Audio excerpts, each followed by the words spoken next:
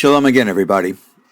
Rabbi Ariel here from the KosherTorah School. I want to share with you another one of my essays that I recently penned for our KosherTorah School supporting students. This is going to be published in an upcoming book. It's entitled, To Be Popular or To Be Unpopular. Here we go. It's easy to be popular. Just tell people what they want to hear. People tend to love more those that agree with them and reinforce their ways. It is even easier to become unpopular. Just tell people the truth about their faults. People do not like being told what they have when they have any faults. People want to be right in their own eyes, and they will hate you for showing them that what they think about themselves is untrue. Some people will tell you that truth itself and what is even right and wrong are all decided by each person individually. One person's truths and morals is not the same as another's. Those who define objective values in this subjective way are also adamant that everyone else accept their points of view as being right. They are the loudest to declare that there is no objective truth and no objective morals. They are the loudest to declare that people are free to do whatever it is that they want. And these same loud voices proclaim that their call for anarchy and chaos is the true definition of freedom. The unpopular voice cries out and condemns anarchy and chaos. The unpopular voice cries out and admonishes those people who deny objective truths and morals. The unpopular voice seeks to restore the societal common denominators that binds people together for the common good. But too bad for the unpopular voice. His voice goes unheeded. And worse, the more the unpopular voice speaks, the more opposition and hatred is generated against it. So what is the unpopular voice to do? Should the unpopular voice continue to speak in the face of growing opposition? Or should it succumb to the chaos of noise that is loudly and boldly coming forth from those who seek to silence it? After all, when some people speak about everyone defining truth and morals on an individual basis, and then demanding that this subjective truth be accepted by everyone, this tolerance is only extended to those that agree with them. If, however, you are the unpopular voice that opposes this, your perspective is not to be respected or even tolerated. With regards to unpopular voice, the tolerant becomes very intolerant. And this too, in their eyes, is a good and proper thing.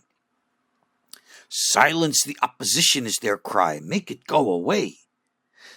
And so those who cry tolerance are exposed as truly being the most intolerant.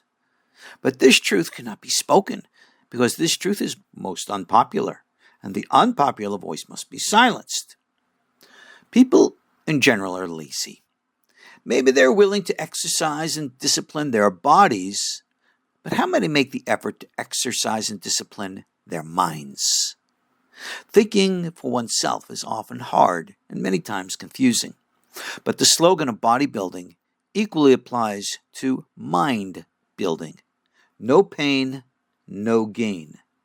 If one wants to grow mentally, intellectually, psychically, and spiritually, then one must make great efforts in these fields in order to gain accomplishments. And again, no pain, no gain. One who builds one's mind will discover therein strengths. These internal strengths enable one to stand strong on a stable mental and emotional foundation.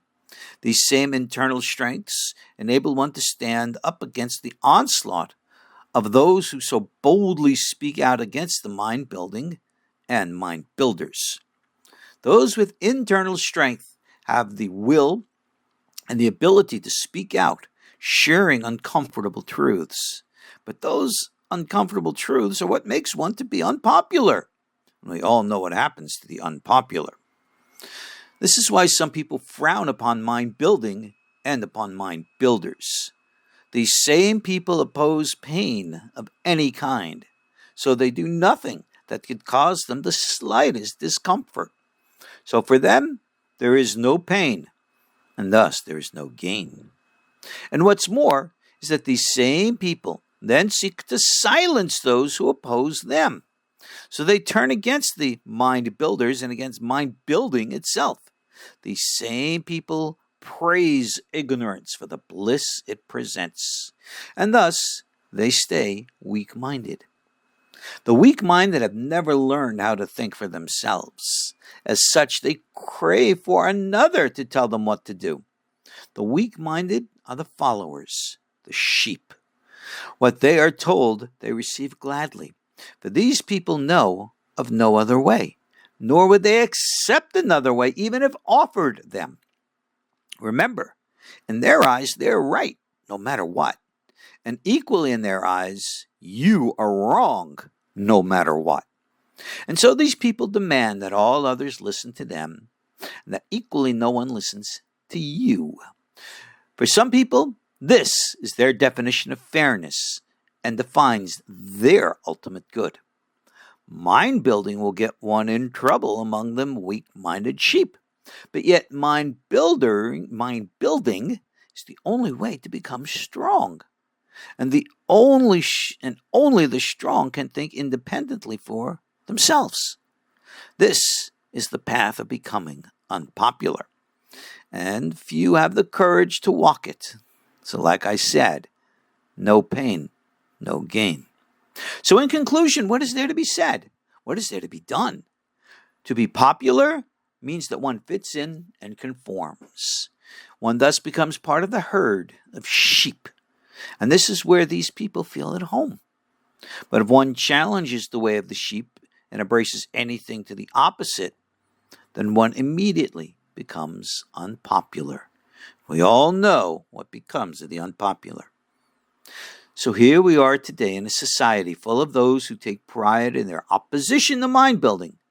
And so many succumb to the pressure and leave their minds weak. As such, they are like sheep. And like sheep, these people do not see the coming of the big bad wolf. Oh well, what is to be done about this? Okay, I hope I gave you guys something to think about. Thank you all for your patience in listening to me.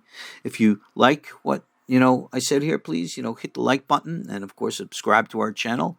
Help me get this KosherTorah School message out to people. It's in my opinion, I think it's important, and I hope it's important to you too. Thank you all for listening. God bless. Shalom.